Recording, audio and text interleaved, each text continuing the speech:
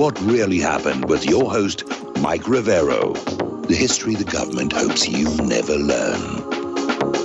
Here is your host, Michael Rivero. Welcome to our show today. It is Thursday, May 20th, 2021. Sure happy it's Thursday. Sure happy it's Thursday. Sure happy it's Thursday. And we have got a lot to talk about today. We're going to be doing the news until we run out of news. Then we're going to open up the phone lines for your comments, questions, opinions, and observations.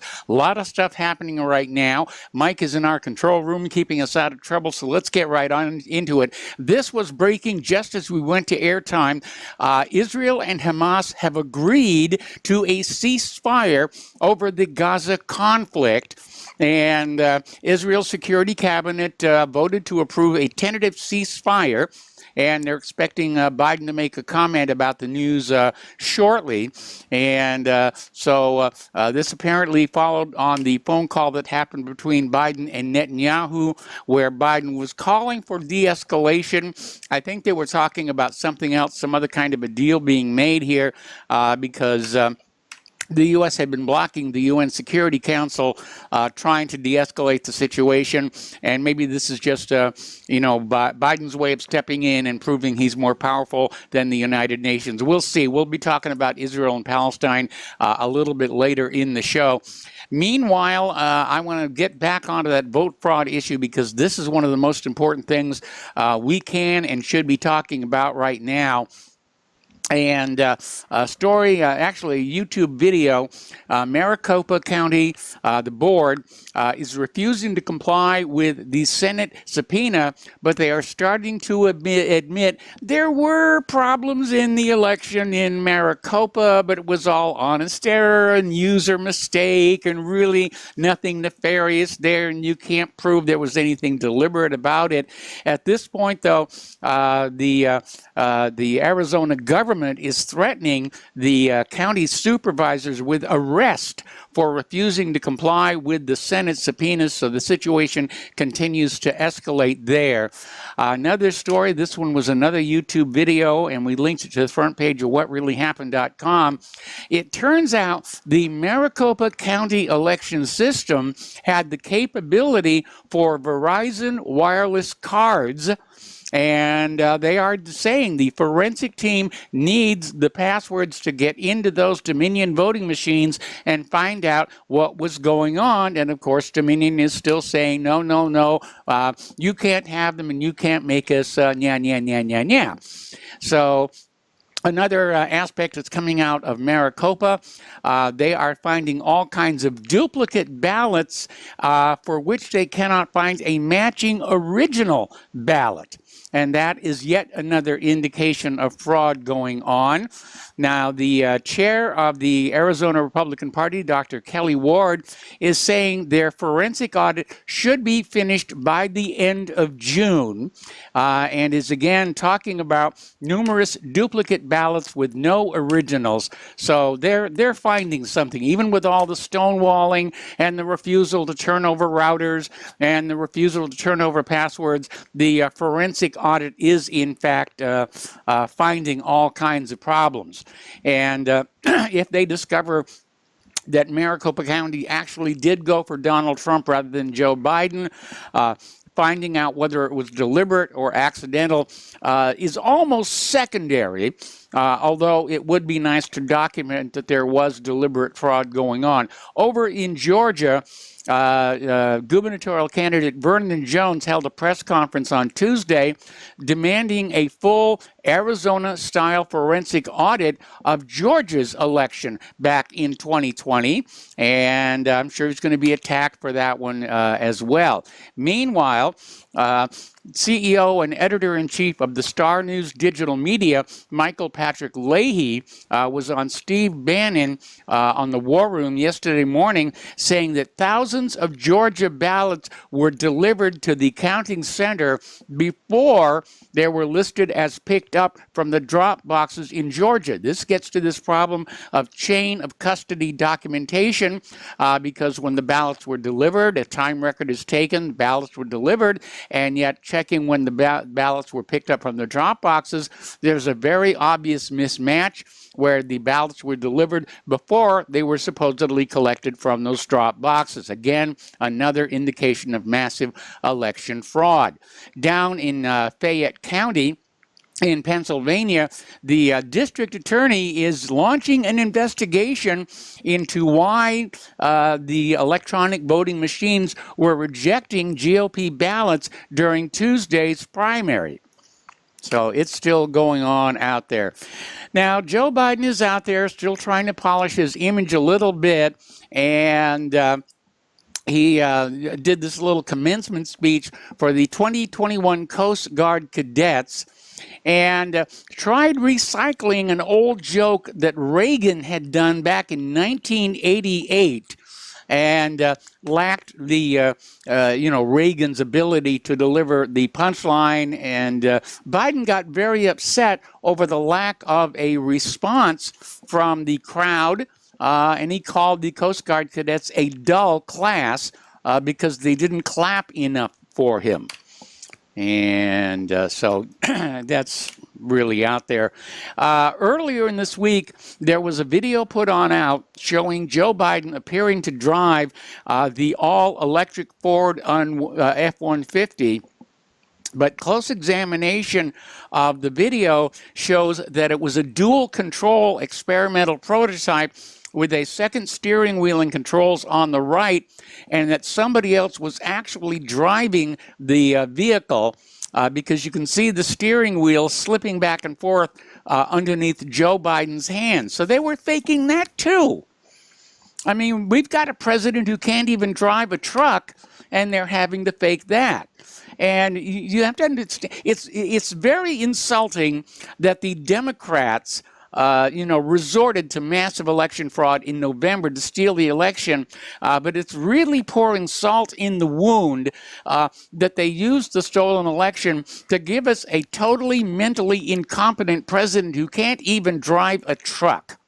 And that's really how bad it is. Also, earlier in the week, New York announced that they're expanding their probe into Donald Trump's business enterprise, saying it's a criminal probe. Trump is slamming it, saying it's an investigation in desperate search of a crime, and that the only reason to pursue a criminal investigation is to generate negative press. So it's being politically driven, and Trump is blasting the New York Attorney General Letitia James for ginning this whole thing up, apparently out of thin air. Another story, this one coming out of Blabberbuzz, and I'm going to have to wag my finger at them for a little bit. They're talking about how Trump is signaling his vacation is over, and there are whispers of something big coming down. And there is a line from the Blabberbuzz article that I want to read to you, and this is a direct quote. He's also expected to have his first fundraiser for his new super PAC at a time when his control over the GOP was enlarged after House Republicans voted to dump Representative Liz Cheney from their leadership team over her repeated criticism of the former president's false claims about his loss in the 2020 election. This is Blabberbuzz, and they're claiming that Trump's comments about the election are false. And that is certainly in line with the corporate media. They never talk about Trump's claims about the 2020 election without dismissing them as debunked or false or, has never been proven in court. But you need to go back and remember, there are no courts that have actually allowed the case to hit the floor. They're all dismissed and blocked on legal trivialities. Even the United States Supreme Court didn't want to touch this one. And justices see no evil, hear no evil, and speak no evil. We're up there, just insisting that they weren't going to put the country through this. Okay. Over in Chicago, and the Chicago mayor there, Lori Lightfoot, has issued an announcement saying that she's going to start having interviews, but only with black or brown journalists. Now, Lori, I hate to be the one to keep repeating this, but racism is wrong. and it doesn't matter what direction it's going in, it is still wrong. Now, Tucker Carlson described her as a monster, and he compared Lori Lightfoot to a Nazi for refusing to talk to white journalists. And again, it is racist. Lori Lightfoot is a racist. There's no other way to explain this. The House of Representatives has moved forward with a formal investigation of the protests at the Capitol building on January 6th. Surprisingly, 35 Republicans of the House of Representatives voted to support this bipartisan commission. And they're being viewed as traitors to the party. But maybe they understand that once a real investigation gets underway and all those videotapes of the Capitol Police inviting the protesters into the building are going to make it obvious this thing was a propaganda setup from beginning to end.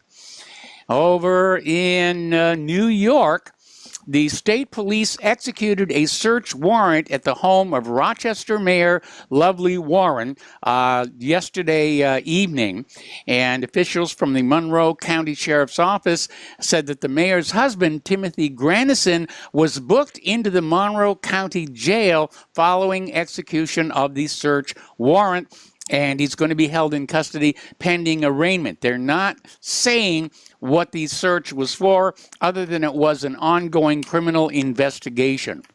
So we'll see what's going to happen there.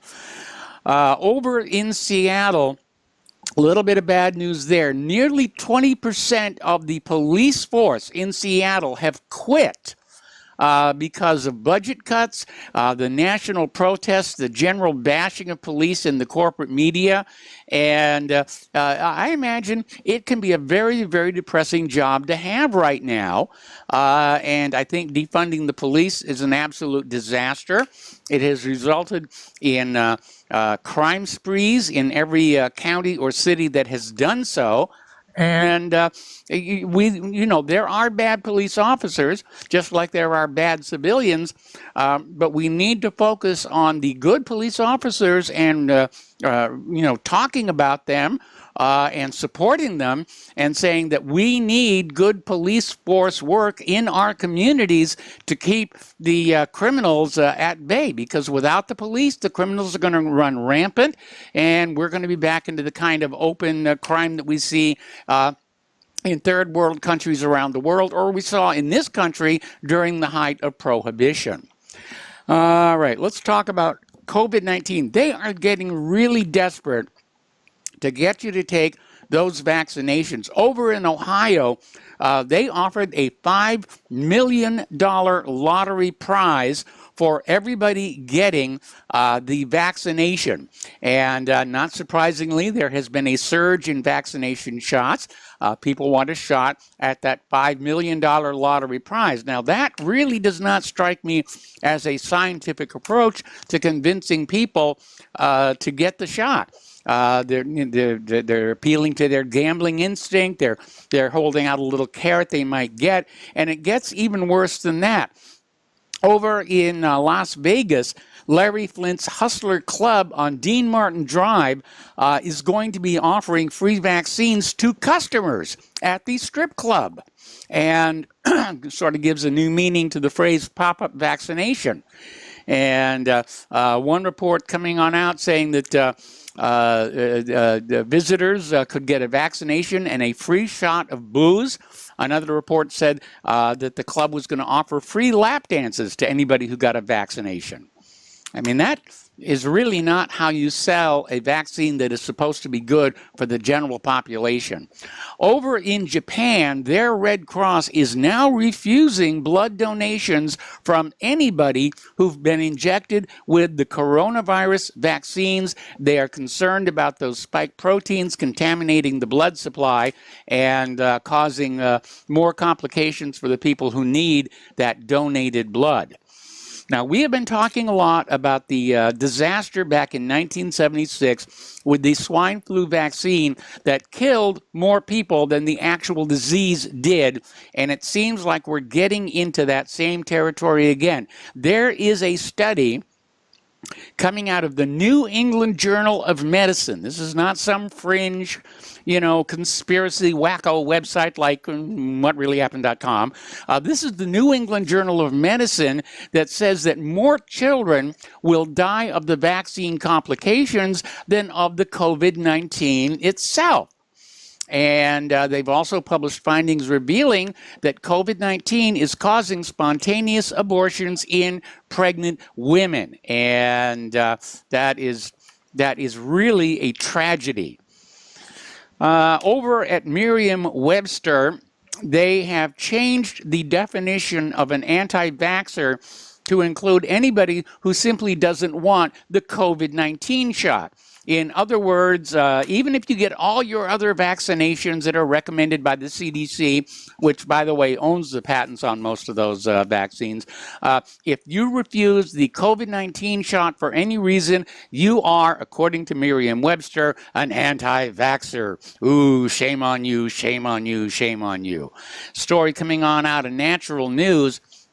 Over in Great Britain, they're going to deploy door-to-door COVID vaccine hit squads. And they're going to basically knock on the doors of people who are known not to have gotten the vaccine, and they're just going to pressure them on the spot to get the shot. And again, the sheer ferocity with which they are trying to get everybody to get this shot makes you wonder what is really going on here. Of course, big bucks are involved here. We're talking billions and billions of dollars going to the pharmaceutical corporations who make this stuff. But it's really out of control here.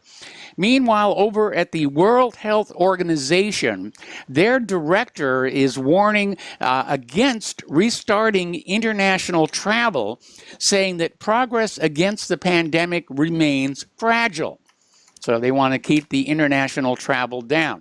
Kind of going along with that, the European Union is going to open up to foreign tourists who are fully vaccinated against COVID-19, but with one exception. They will not accept tourists who've had Russia's Sputnik V vaccine. They're saying that one doesn't count because our companies didn't get the money from that one. So yesterday, ambassadors representing the European Union's 27 states reached a consensus that people from outside the Union may enter its territory if they've received a vaccine approved by the European Medicines Agency or the World Health Organization. That means Pfizer, Moderna, Johnson & Johnson, and AstraZeneca's, as well as the Chinese Sinopharm jab will be accepted, but not the vaccine from those gosh darn Ruskies. We can't trust them. They're Ruskies after all.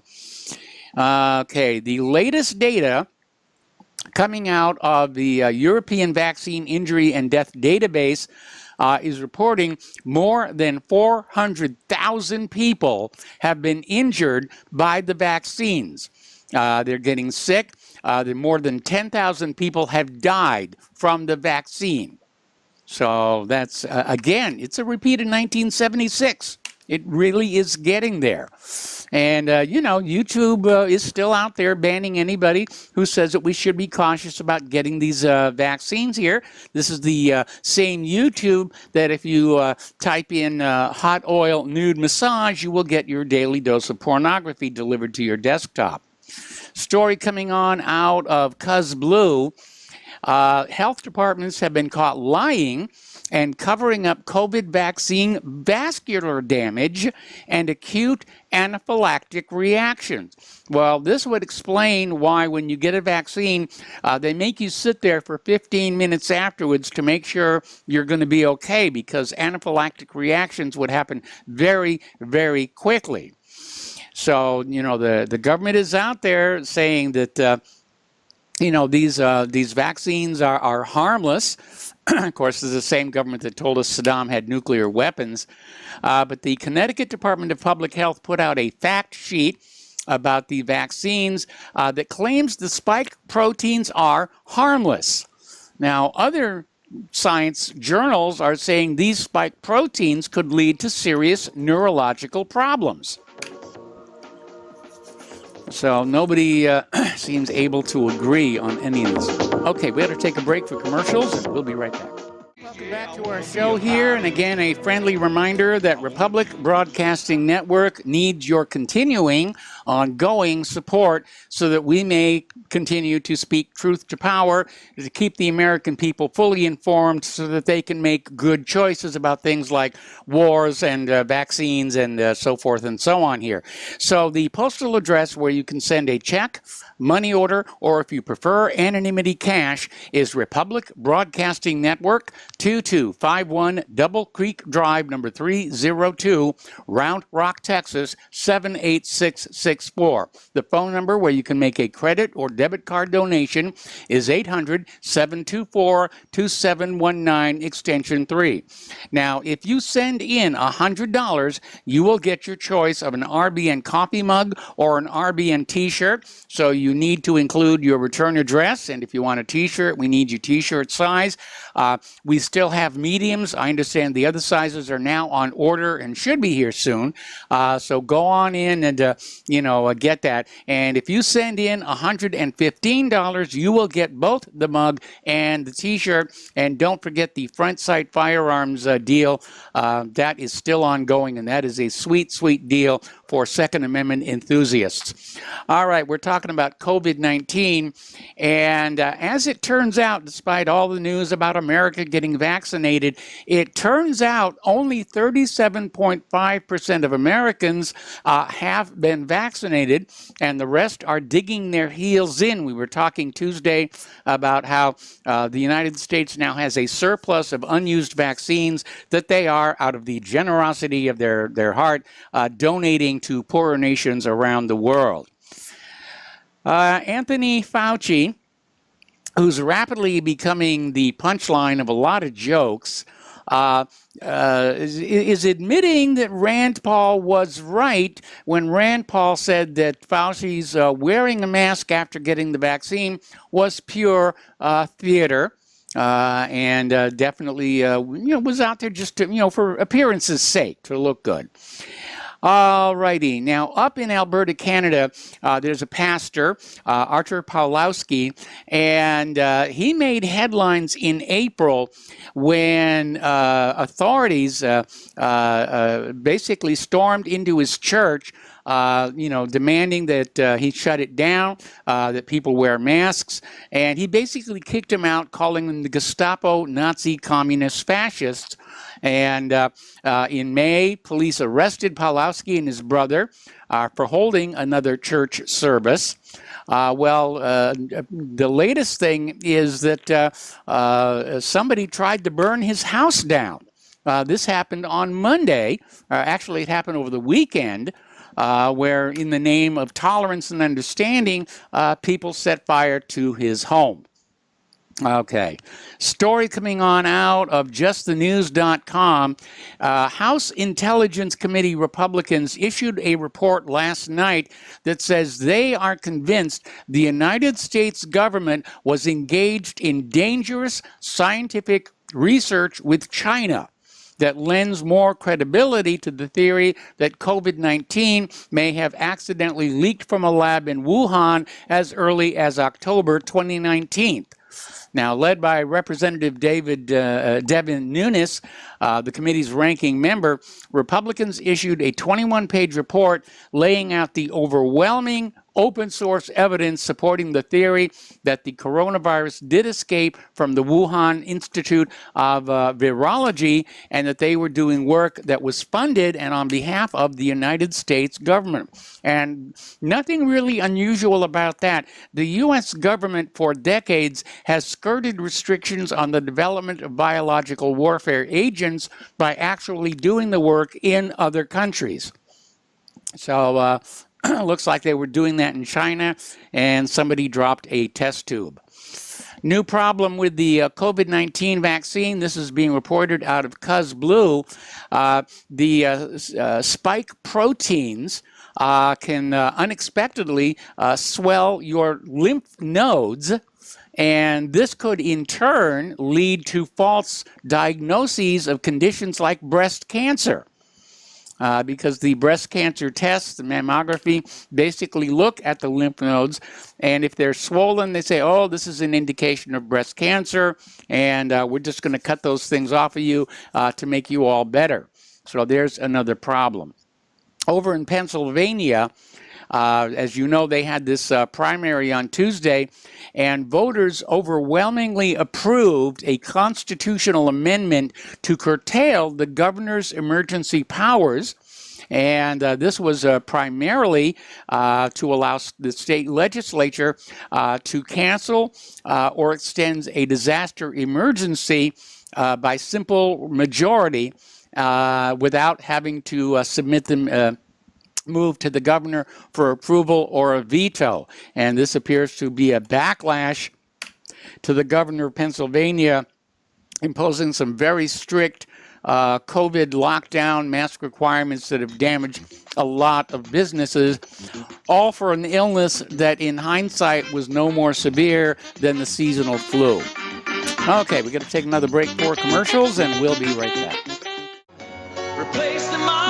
Okay, welcome back to our show here, and turning to the international news, top diplomats from the United States and Russia are now in Reykjavik, Iceland, trying to sort of repair relations between the U.S. and Russia, which have been deteriorating recently, mostly over provocations by the United States.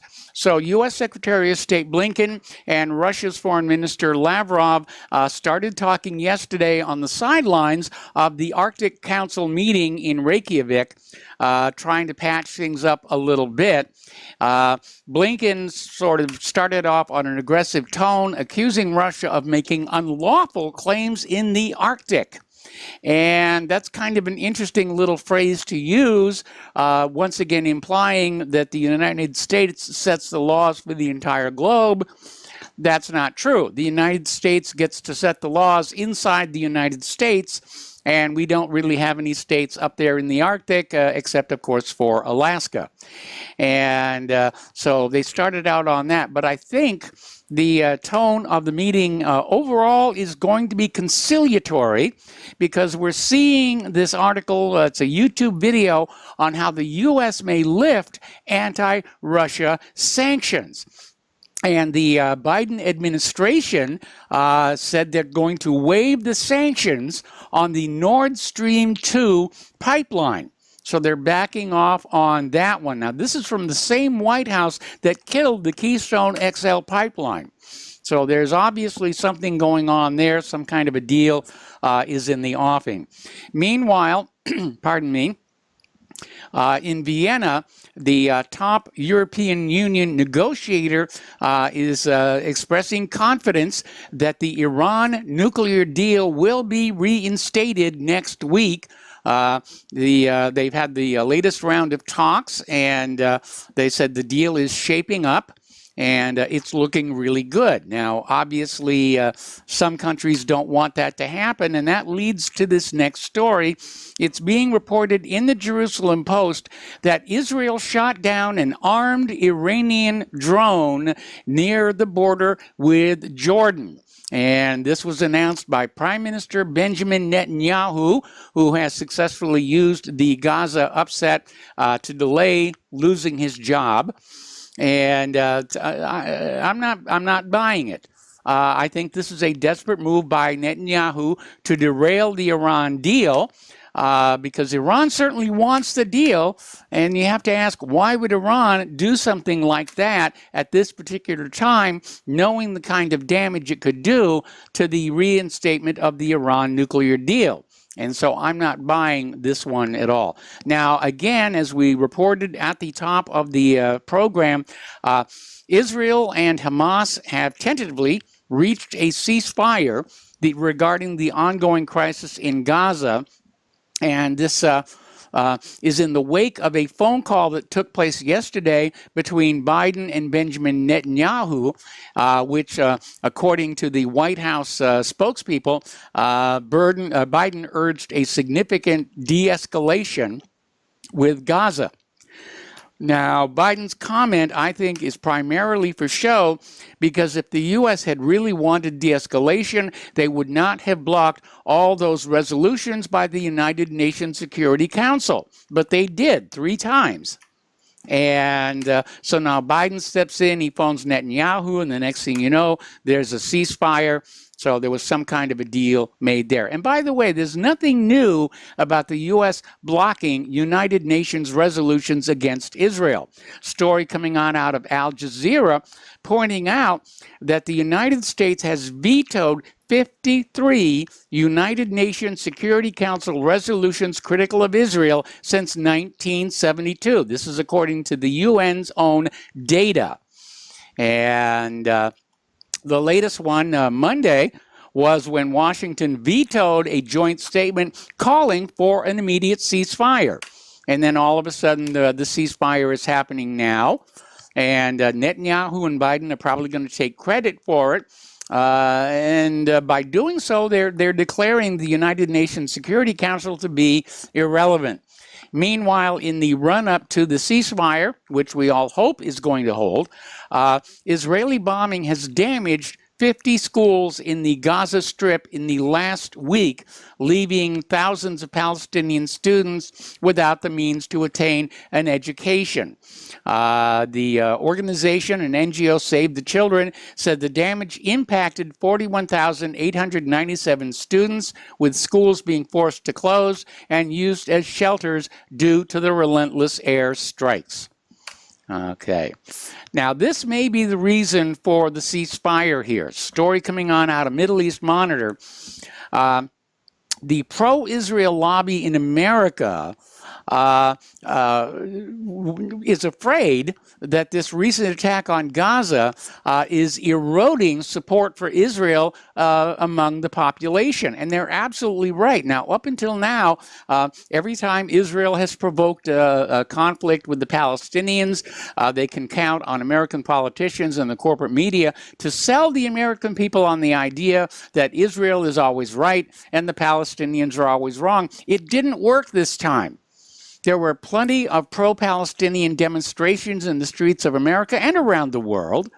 And going on social media, you could see the sentiment against Israel was definitely present. And it may have been decided that they couldn't win the public relations war on this one. So they were just going to back off, at least for the time being.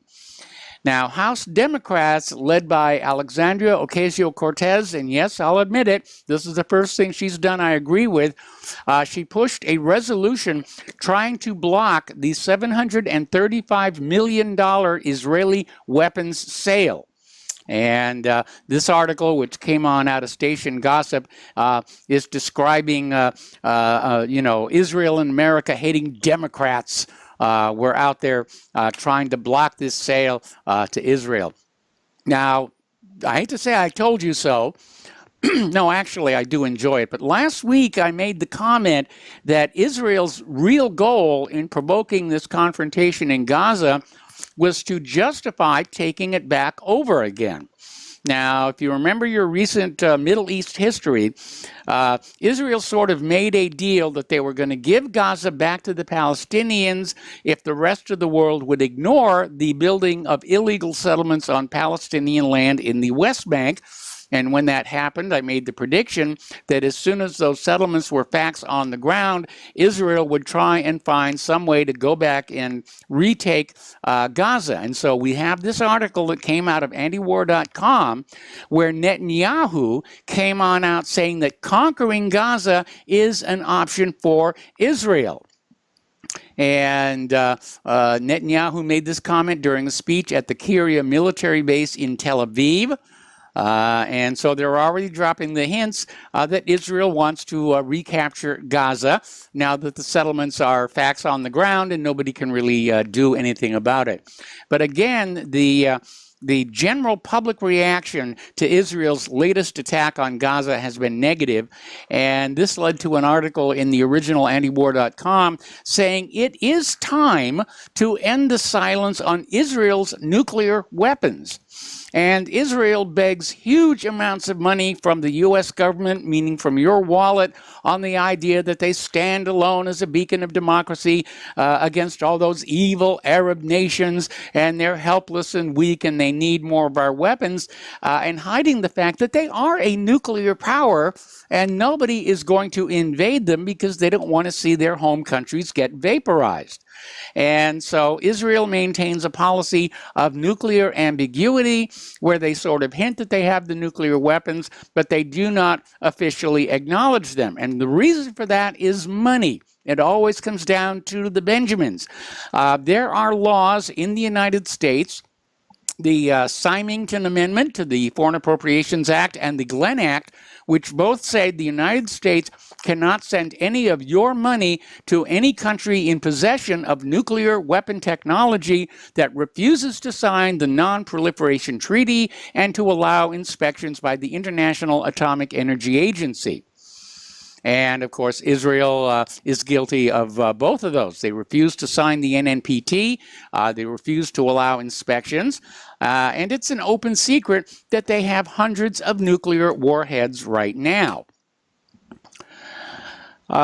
Story, this one coming on out of uns.com, talking about how mob violence against Palestinians in Israel is being encouraged by groups on WhatsApp. And there's a WhatsApp channel called Death to the Arabs. WhatsApp apparently does not have a problem with that channel existing.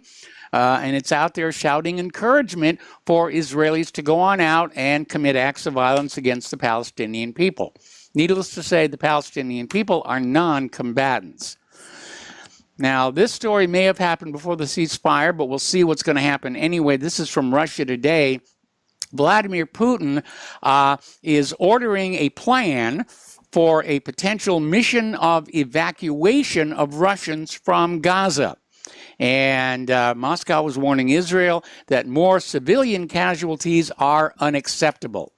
And, of course, civilian casualties are always unacceptable, whether it's Israel in Gaza or, for that matter, the United States at Hiroshima. Let's be honest here.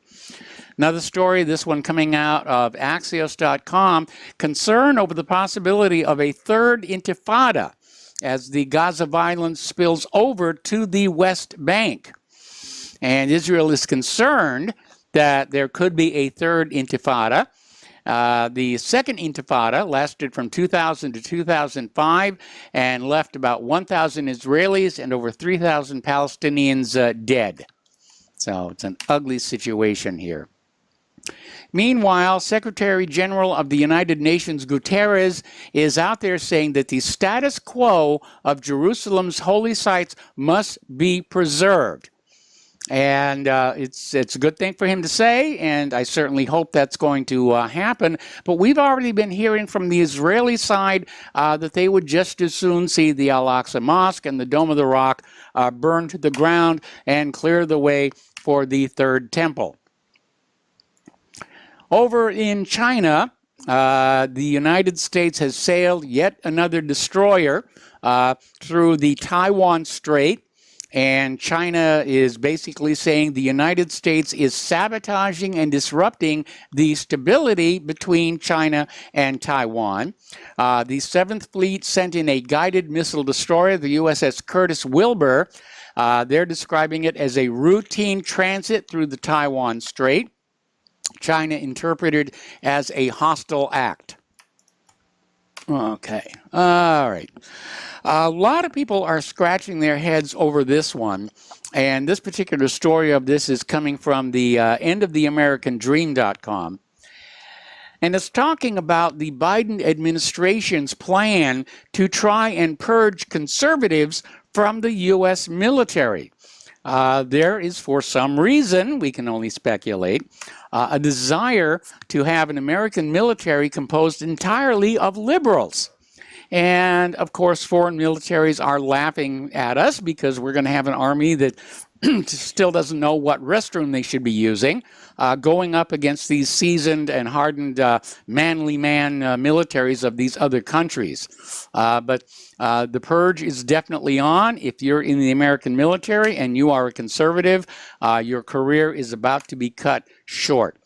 Meanwhile, the United States Army is revealing or admitting partially to the range of the new long-range hypersonic weapon, or the LRHW, and they're saying it has a capability at a distance greater than 1,727 miles.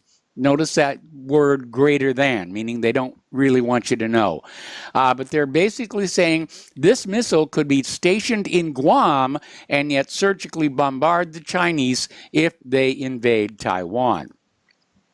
All righty. Let's talk about the economic news here for a while. Story coming out of Investment Watchblog, several stories out of Investment Watchblog. We are starting to see supplies of wheat, corn, and soybean shrinking all around the globe, and that this is going to lead to hunger exploding all over the planet. We're already seeing food inflation here in the United States. Bitcoin has plummeted to 30,000, which was expected, but gold is rebounding following the inflation spike. Now, they did have a fairly good day on the Dow today compared to recent weeks, but not enough to erase the losses so far. Here's an interesting article. This came out of Ellen Brown. How America went from mom-and-pop capitalism to techno-feudalism, and she is saying the crisis of 2020 has created the greatest wealth gap in history. The middle class, capitalism, and democracy are all under threat. And basically, she is documenting how the United States went from a largely benign form of capitalism, entrepreneurship, small businesses, into the present neo-feudal form of domination by, just a few large corporations that have their fingers into everything. And it has led to an ever-widening gap in wealth and power. Over in Illinois, a Jeep Cherokee family is having to cut 1,600 jobs because they can't get the semiconductor chips for the vehicles. So the U.S. arm of Stellantis announced this week it's going to cut one of its 2 work shifts at the Belvidere assembly plant as of July 26th, and 1,641 workers will be affected. And company spokeswoman Jody Tinson said the company is trying to balance sales with production, and the factory situation is exacerbated by the unprecedented global microchip shortage. So who's buying up all these microchips, I wonder? Probably the same people buying up all the ammunition. The third largest U.S. chicken producer, Sanderson Farms, is literally running out of chicken wings. Now, I imagine that they still have the rest of those chickens out there somewhere, but chicken wings are a big product. They go to restaurants and markets, but they're starting to run on out. And I remember earlier in the year when we were looking at those flooding, and they were having to actually plow under livestock and crops. Now we're seeing the result. Got to take a break for commercials. We'll be right back. Back to our show here, and we're going to talk about the economic news here for a little bit. A lot of Americans have been very grateful for those $1,400 stimulus checks, but it turns out, according to this article in Station Gossip, that the Biden administration sent out these $1,400 stimulus checks to roughly 150,000 Japanese citizens. And there's a little bit of a whoopsie there.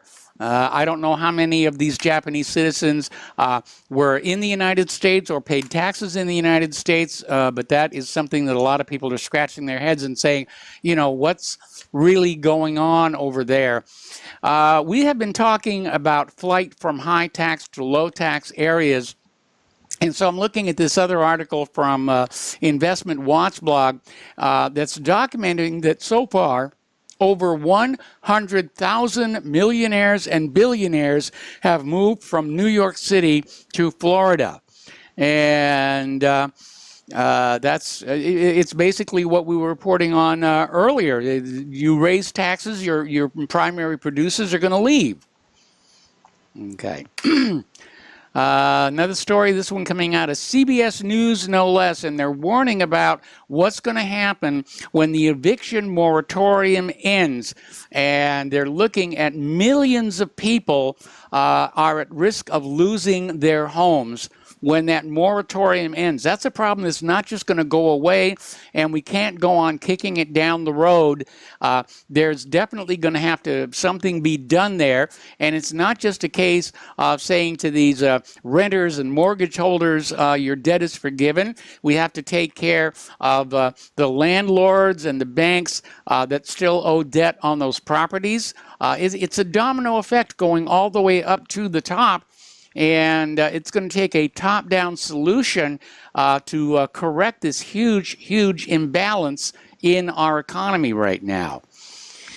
Over at the Goodwill stores, they're actually now out there complaining that too many people are donating, and more to the point, people are donating trash. Because, you know, when you go to the Goodwill and you make a donation, you get a tax receipt, and especially with tax season having just ended, apparently Goodwill is looking in some of those bags and boxes and finding absolute junk and garbage was being donated for that tax receipt, and they want to be a little bit more selective about that.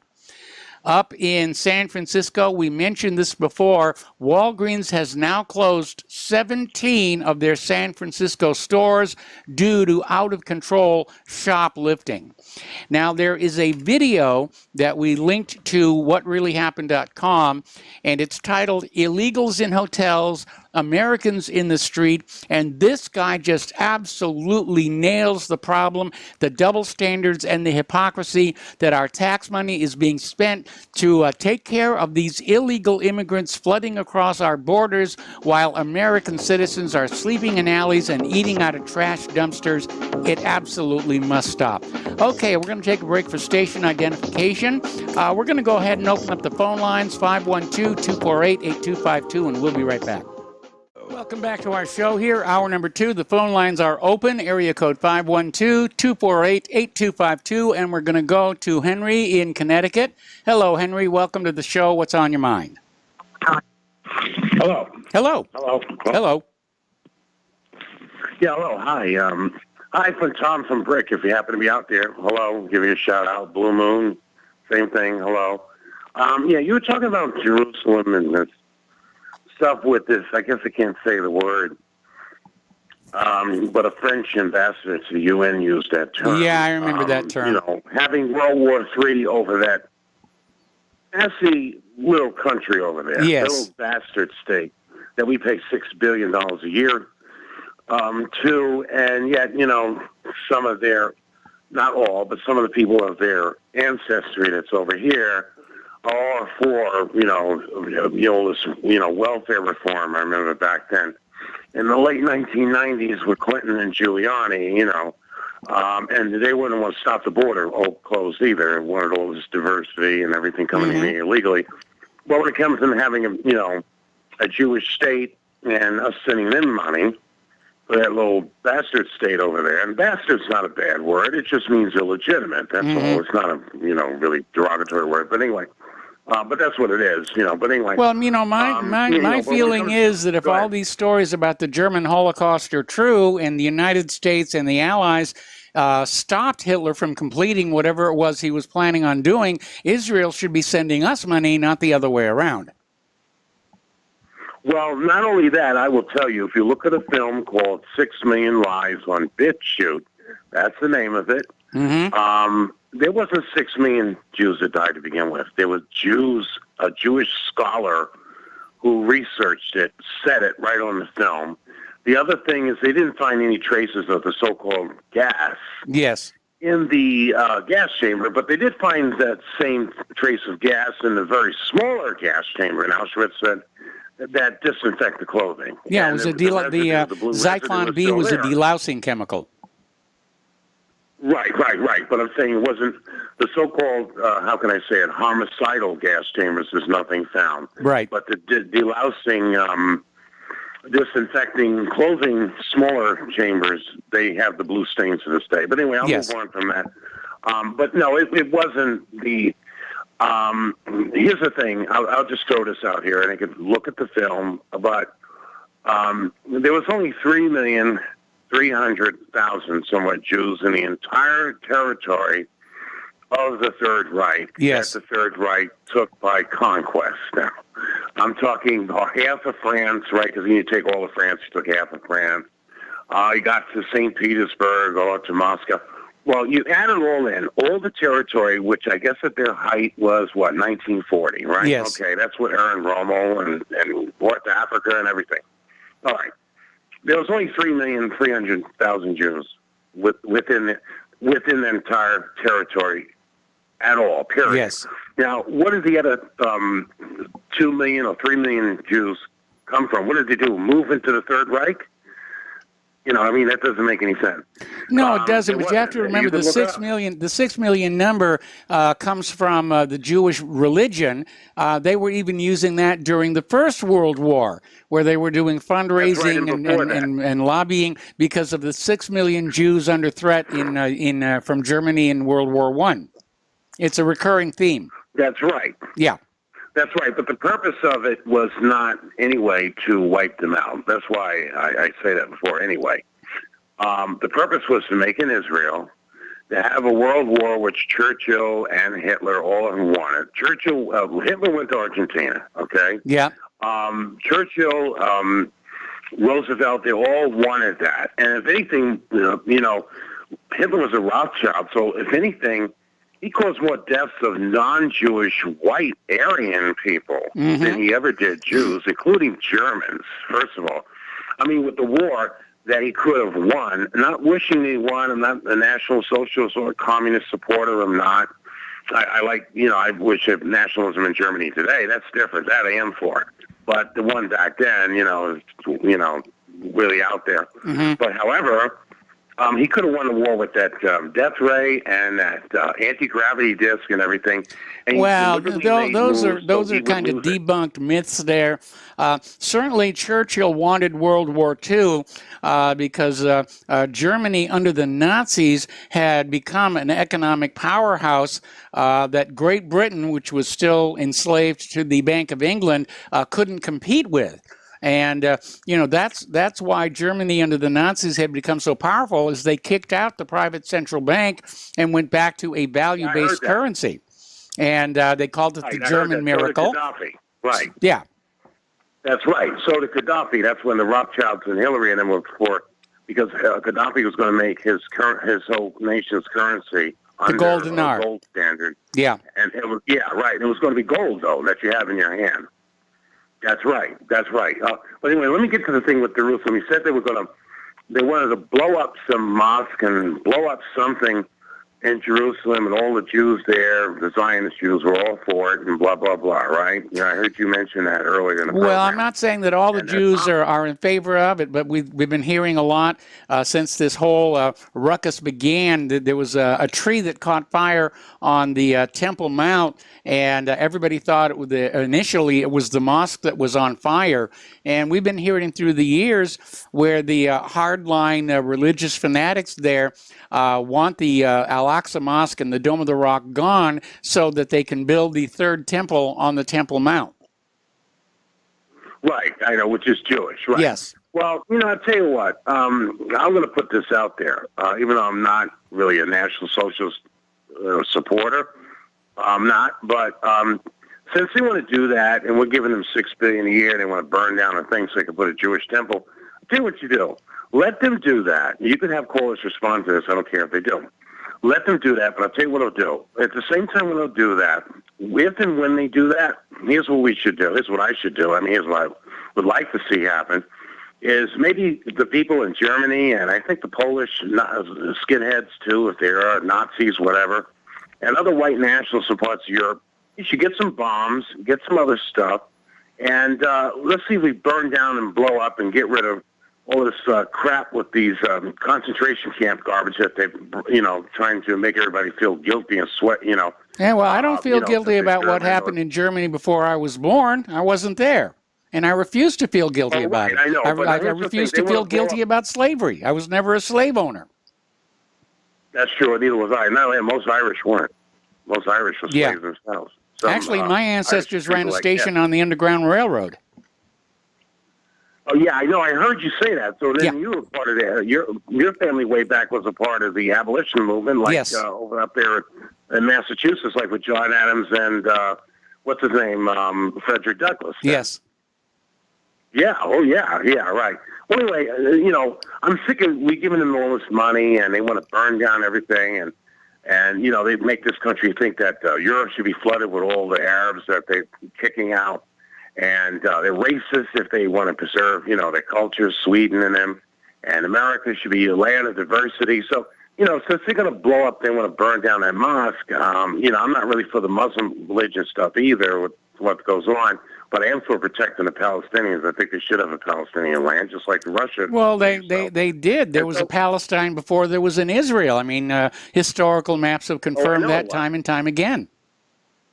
I know it was, because you could read Victor Ostrowski's book. Kurt Waldheim was framed and fabricated by the Mossad because they had a SS typewriter there. Yeah. And they framed him and put him in a unit in the German military that he was never in. And then he got buried. Unfortunately, a poor guy died. And they gave him an informal funeral in Austria when he should have had a formal one, because the stuff they were smoking. And the reason why that happened is because Kurt Waldheim before said at the UN there ought to be a Palestinian state. And because he said that, that's when the Mossad did what they did to him. But anyway, like I said, they'll end it with this because you had other callers.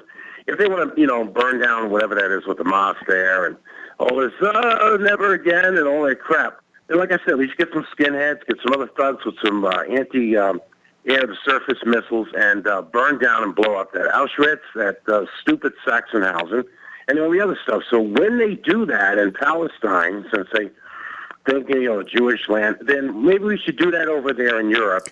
And get rid of I have to say, I disagree with you.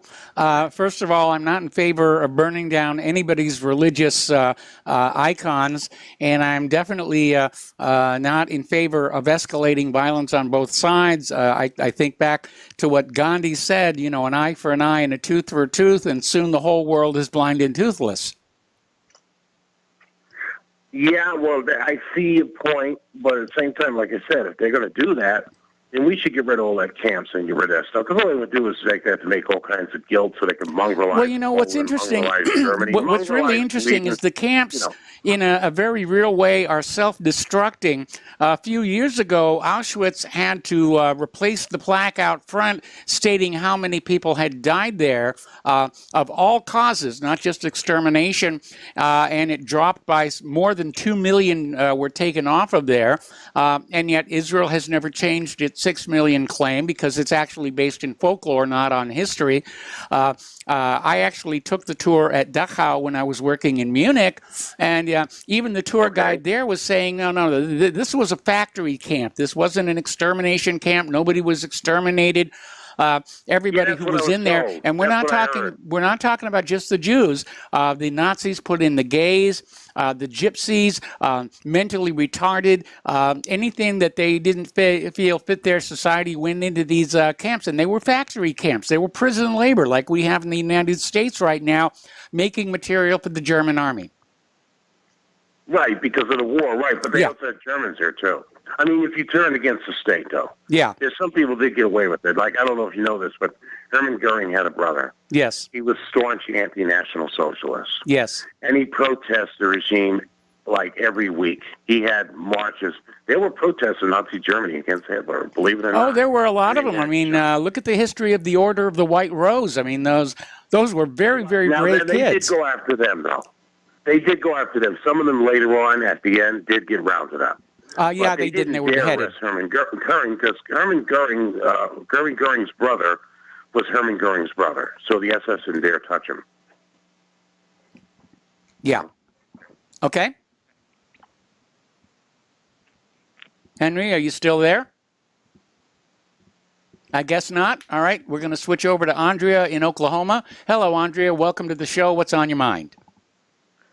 What's on my mind is on the carousel on the front page of not what really happens, but Republic Broadcasting is an article called The Minions, and when you open it up, it's about Dr. Fauci and the 30 families, COVID, and the Great Reset.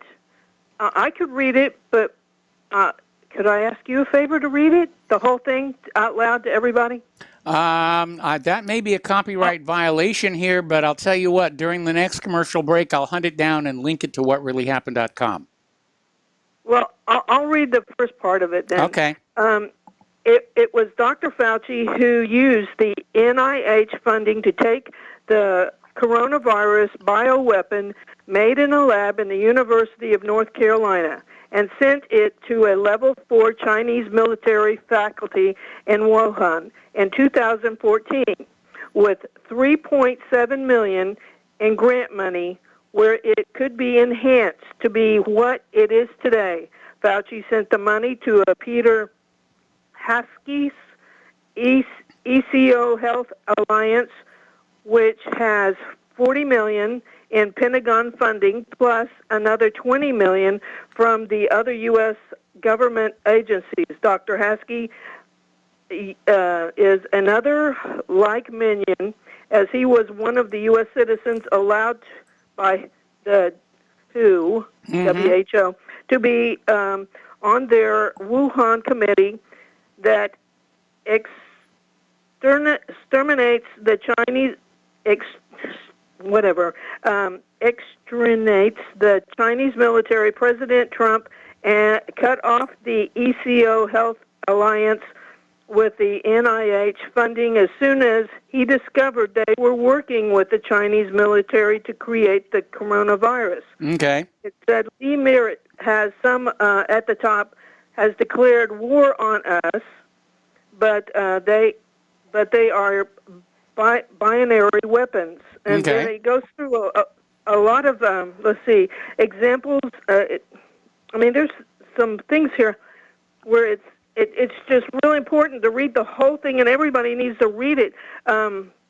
Memorizing the Great Reset, which is planned for hell to kill 7 billion human beings and reduce the remaining few of obedient servants of the billions.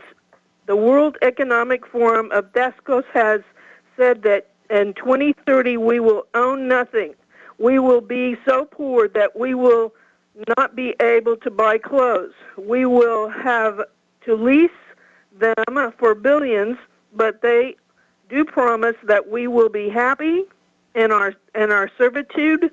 Not so sure about that last part.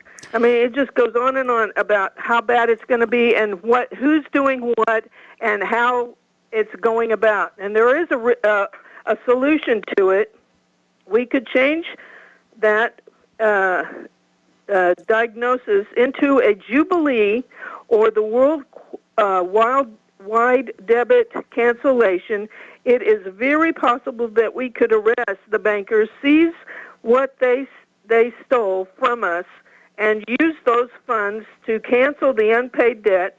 The world also allows to get control over the government at all levels and dismantle the bioweapon projects, their human traffickers, and their surveillance state. So please, everybody, take a look at this article. It's got a little minion what is on it? What is the title of the article now? On the carousel, it's got a picture of the minion, and when you open it up, it's about Dr. Fauci and the 30 families that are running what's going on right now, the COVID and the Great Reset. Okay. All righty. Well, I'll take a look for it. I'm not seeing it right off the top of the bat. Anyway, Andrea, thank you very much for the phone call. And, oh, wait a minute. Our control room just put it up there, so I'm going to take a look at that.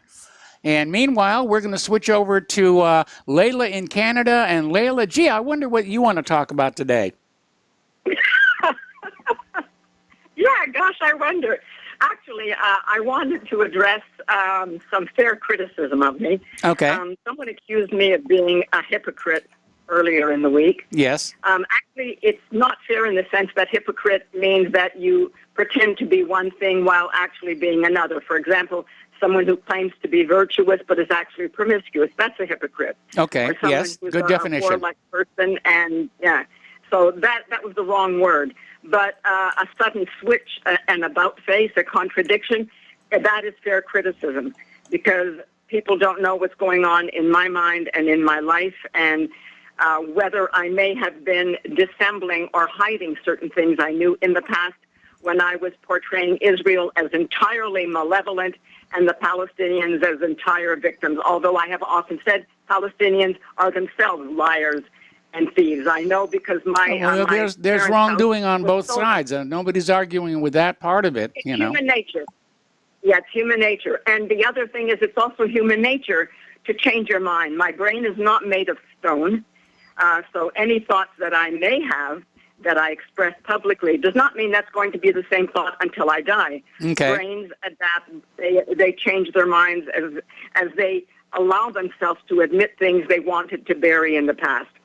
So I just wanted to let any listeners know that if they want more explanation from me, especially the one who accused me of being a traitor, not on your show, but in an email, I'm a traitor supposedly to the Palestinians. Well, my loyalty belongs to the country where I was able to benefit the most and live my happiest years. It is to America. That is where my loyalty lies. It doesn't even lie in Canada, where I was abused as a child and called a dirty Jew, even by my teachers when I was 10 years old. Mm-hmm. So, because they assumed everybody from Palestine had to be a Jew. Well, so my loyalty belongs to America. Okay, Layla, I got to put you on hold. Layla, I got to put you on hold. Okay. Don't hang up. I'm going to come right back to you after these words from our sponsors. Welcome back to our show here. We're talking with Layla in Canada. And Layla, before we get back to the issue of Israel and everything, you have another program coming up on Sunday night at 9 p.m. Central Time here on RBN. You want to give us a tease as to what you're going to be talking about? Yes, this time I'm going to fly solo. Okay. Give some well-deserved time off. And because I want to fill in a lot of my background, and I assure you all I will I hope to retain my equanimity. I will, absolutely. I will be professional and not get emotional about it because this is far too serious. What I'd like to point out before I go on with anything else is the notion of an eye for an eye originates with the Babylonian king Hammurabi. Ah, okay. Look for the Babylonian code. That was in there, the eye for an eye. There are some remarkably enlightened statements about women divorcing, women keeping their... just read it. Read it if you can. No, I know there's a lot of good stuff in the Code of Hammurabi. It's amazing. The other thing, if you look at the Code of Assyria, the Assyrian Code, that's where the veiling of women originates. So look for that if you can, because it was only the women of freed men who were ordered to cover themselves so the lower classes could not soil their presence by putting their dirty eyes on them. Okay, well, And in Rome, the women went out in litters. But anyway... back to what I hope to discuss on Sunday.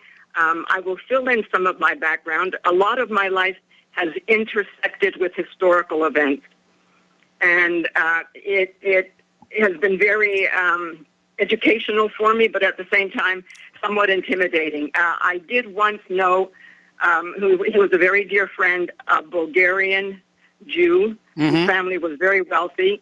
He was a child when the Russians came in and occupied the part that he was living in. And he never said his parents were taken to a concentration camp or a death camp. He said his mother, sister, and parents were taken to labor camps. Yes. So this whole notion of them being only death camps or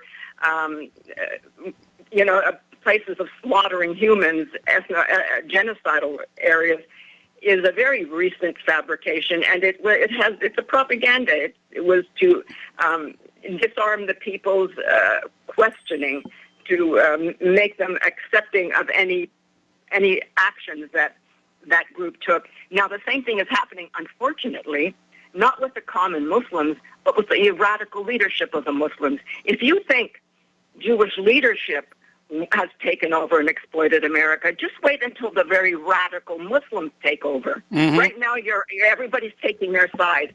And this constant repetition of Hitler having been descendant of the Rothschilds, that has never been verified. I know that because a friend of mine, Rudy, who was the son of the Chancellor of Austria, Engelbert Dollfuss, who was assassinated by Nazis, his Chancellor Dollfuss, who only lived for about 2 years after he became the Chancellor, looked for the birth certificate of Hitler to try to discredit him and could not find it.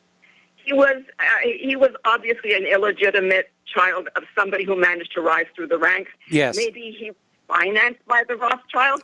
For example, Cecil Rhodes was financed by the Rothschilds before he took over the diamond industry in Africa. Yes. So yeah, the Rothschilds have financed a lot of things. But anyway, that will not obviously all come out in one show.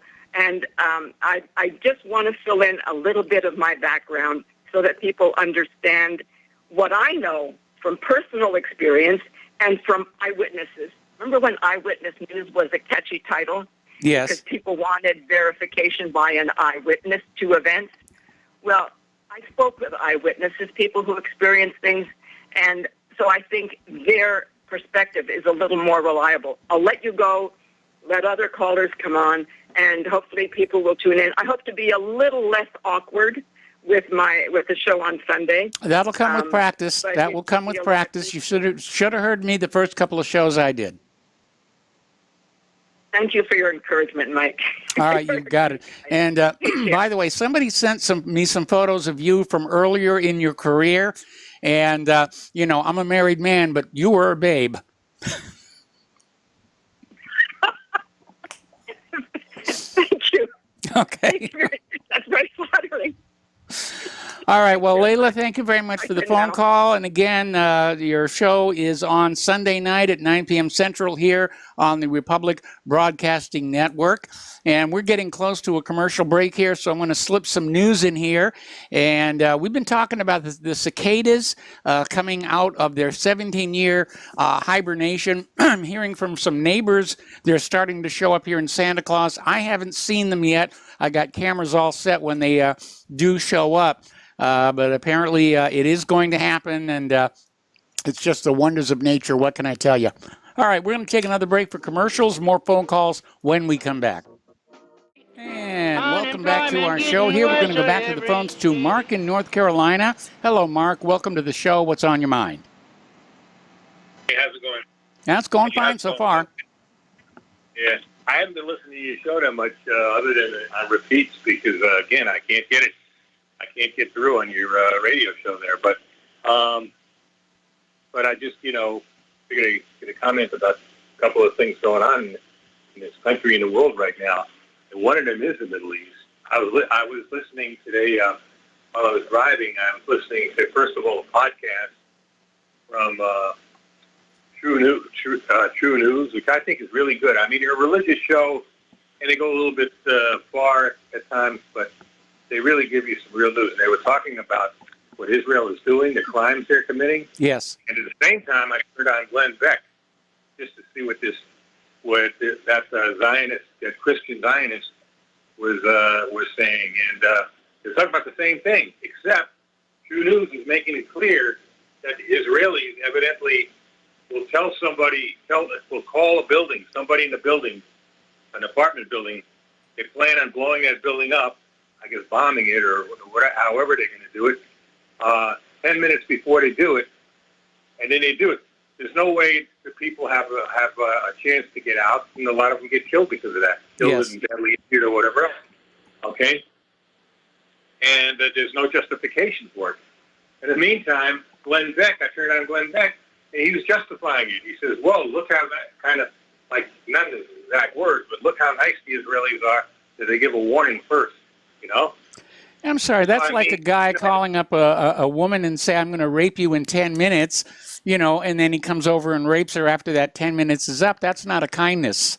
If anything, that's going to increase the sense of terror. I know it's not. I mean, there's so much hypocrisy going around in supporting this vile, this murderous nation. This actually, you talk about the Nazis, Nazi Germany, but they're actually copying a lot of the methods that Nazi Germany committed. They're doing a lot. Yeah, they are. Including attacking their neighbors. You name it. And Netanyahu is nothing but a thug. There's no other way of saying anything else. Now I know, the Palestinians may not say they may not be in this. They may do some things, but they're an occupied country. They have no real armed forces. They don't have modern weapons. They have no air force. Okay, they're just there. They're just like targets. That's all. All right, mm-hmm. And the bad thing about it is this: at least if we stayed out of it, like the U.S., but our taxpayers are paying for the bombs to blow these people up. Okay, our taxpayers are actually helping this vile, racist, apartheid. Yes. Miserable excuse for a regime. We certainly did not give our consent for that. No, to commit horrible crimes. Well, just by giving them money, that's consent as far as I'm concerned. I mean, it's terrible. Well, I don't give my consent for the government to give our money to Israel, not when we have American citizens living in alleys. I don't either, but it's done anyway. I mean, this is a country that has attacked us in the past. Mm-hmm. Liberty, USS Liberty. Yes. It's absolute. There's no question that they did it on purpose. Yes. I believe they were involved in 9/11. I believe the dancing Israelis. There's no question that dancing Israelis were caught in the act. Yeah, they were. How would they know this was going to happen unless they had either had some kind of intelligence information or they themselves were involved? And it would turn out to be Mossad agents when they were captured. Yes. This is an outlaw nation that the world's got to understand. We cannot keep tolerating their crimes. Plain and simple. And they're very dangerous because anybody that's got nuclear weapons and is off the deep end. Well, Israel was dangerous even before they got nuclear weapons. Well, they didn't have the nuclear weapons now. Iran would probably have taken care of them, right? Because Israeli, like I said the other day, Israeli army. No, Iran is not like that. I mean, Iran has not initiated a war of conquest against another country in over 200 years. It's just not their nature. No, but every time Israel winds up attacking their military, let's say in Syria, or blows up, or kills one of their scientists or something, if they didn't have the nukes, I think Iran would have taken care, or if not Iran, other countries would have taken care. Even Syria. Personally, I think the Syrian army today is much better than the Israeli army because they're now very experienced. They've been in tough combat now for years, and the Israeli army, like I said the other day, there's Israel from the United States and from Russia, and they all have dual citizenship. So, they don't feel like they have the backs to the sea anymore. They know that push comes to shove, they can always go back to the good old USA or Mother Russia. Okay, which I don't. Either the United States or Russia should give them that choice. Say, look, you want to go to Israel? You want to fight for the Israeli army? You want to fight in the Israeli military and conduct war crimes and all that? You ain't coming back to our country. You're not coming back to the U.S. You're not coming back to Russia. That's what they should be told. Ridiculous what's going on, Mike. I tell you, I'm so disgusted, and I'm disgusted with the hypocrisy of certain. I'm not going to name names, but of a certain caller of yours. Okay? I mean, I don't know what this caller's problem is, but I'll tell you, to me, it's hypocrisy. Anyway, the other thing is, it's a good thing what's happening with, the mask mandates are off. Yes. What they're trying to say is, well, you can only have, well, they're not going to follow you around and see if you have a mask on if you didn't have the shot. But we got to be careful because they may change these PCR tests again. Right now, I think the number is 29. You mean the number of really cycles? Yeah, the more cycles they have, the more they can find things that might not even really be there. And Claire and I did Walmart yesterday, and about half the customers were no longer wearing masks. And I was making a joke with somebody just earlier today. I have to relearn all of our friends now that I can see the lower half of their face again. Yeah. I just don't recognize them, you know. You know what I think too, Mike? I believe the people without the masks are the people that haven't taken a vaccine, and most of the people with the masks on have taken a vaccine too. Okay, it's the opposite of what they want. Well, nobody was checking us for vaccine cards at Walmart. It's purely on the honor system. The only one where I was asked was in Trader Joe's, and they said, they said, well, you can't if you take the mask. They said if you know that. So I says, well, so did you take the vaccine? I says, you can't answer me something like that. That's against HIPAA violation. And he said, oh, okay, go ahead. Yeah, that's a good point. It's a HIPAA violation. Exactly. And also, the other thing we got to be careful with, I understand these fleece bags at Pfizer are trying to get the FDA to approve their drug. Yeah, they're pushing it really hard. They're going to make it a permanent annual shot the way they did the flu shot. And again, I want to put in a positive word for HBO documentaries, and their two-parter, The Crime of the Century. I finally got to see the other part of it last night, and it is an eye-opener, and it's a wake-up call to anybody who still believes that the medical industrial complex is interested in our health. Right. They're, like I said, they're evil, plain and simple. Pfizer is an evil company. So is Moderna, and so is Johnson. They're all bad. Yes. Pharma companies, just about every one of them is bad. Especially the bigger, the worse they are. And we better wise up quick. All right, Mike. Thanks a lot. Okay, Mark, stay on the line, okay? Because Mike in our control room is going to get on the line with you and figure out why you can't hear the show, okay? Okay. All right, so stay on the line, and we're going to switch to Paul in New Jersey. Hello, Paul. Welcome to the show. What's on your mind? Hello, Michael. Michael, I wanted to call about the claims about Adolf Hitler being related to the Rothschilds. Yes. What I would like to tell people out there, if you have any questions about Adolf Hitler or World War II, always go to David Irving. David Irving is a treasure of knowledge. He is the go-to guy on all things World War II. He interprets World War II correctly. He is, you know what? When it comes to, you ever hear of 6 degrees of separation? When I met David Irving, and I attended a speech he gave, he said that he's shaken more hands of people who's shaken hands with Adolf Hitler than anybody in the world, which is true. Yeah. Because he's an actual shoe gum journalist who goes for, meeting people, shaking hands, and going to the archives and researching documents. Okay. So he's worn out more shoes than any other World War II historian. So David Irving would not, I think, subscribe to the thought that Hitler is a descendant of the Rothschilds. If he was, I think they say his grandfather was nebulous heritage. They don't really know who it was. Yeah, they don't really know. But he's clearly his father's son. If you look at his father, and he's got a really good what's called a supraorbital ridge. Yes. Over his eyes. He's got a very wide head. Hitler looks just like his father. That can't be debated. And his mother. Yes. And so that lineage is pretty clear. Now, here's the thing. If he was a descendant from the Rothschilds, you think they would, claim him and try to look out for him and to give him well, he wouldn't have flunked out of art school, would he? Right, and he wouldn't have done the most dangerous, jobs in World War I, where he's running from the front lines to the back line. Yes. Really, really dangerous work, because snipers always want to pick out the messengers. So Hitler, he also was wounded several times in World War I. Yes, he was. He also left a son behind. either way, there's no, you know what I mean?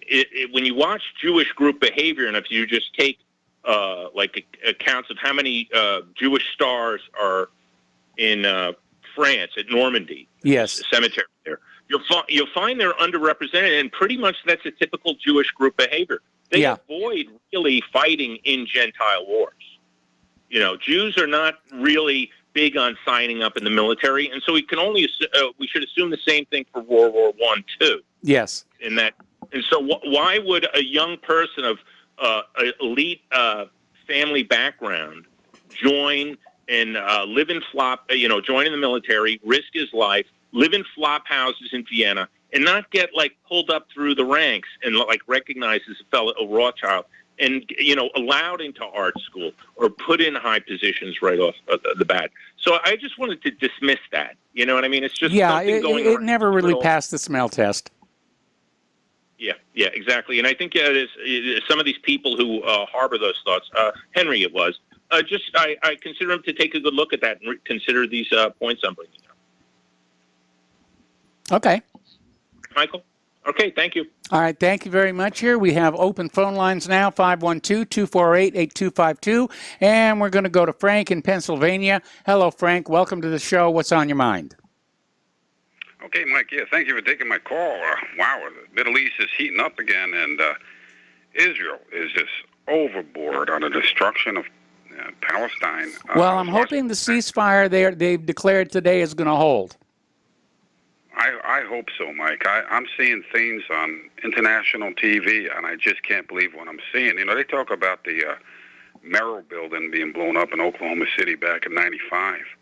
That's happening in Palestine. Every 20 minutes, they're blowing up an apartment building. I watched an apartment building.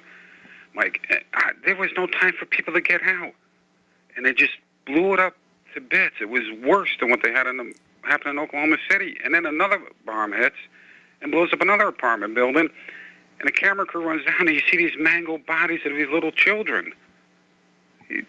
Are we out of our minds supporting Israel in this? Yeah, we are. You know, can we not see what's innocent children? 5, 6, 7 years old caught in the rubble? No, Mike, this is wrong. I mean, I just can't believe what's going on. And you got these Congress people claiming Israel's our strongest ally. Let's be serious. How many combat troops did Israel send to Iraq war? Or Afghanistan war? Or Vietnam? The last caller was right. They don't get involved in our wars. Yeah. And then they say, well, they're strongest ally. Well, just show me how many not even a platoon of combat troops they sent to the Iraq war. And I know that for a fact. And they dare say that they're our strongest ally, but they have no problem going to, Palestine and blowing it up, right? Well, they couldn't join. Well, because Palestine can't shoot back. It's not like Palestine has a navy or an air force, or even a standing army to work with. The last caller was right, and the caller previous, he says, look, we wouldn't be involved, but we're sending billions of dollars to aid to this country. Mm-hmm. Unbelievable, Mike. But I'm just sorry. It's just so sad.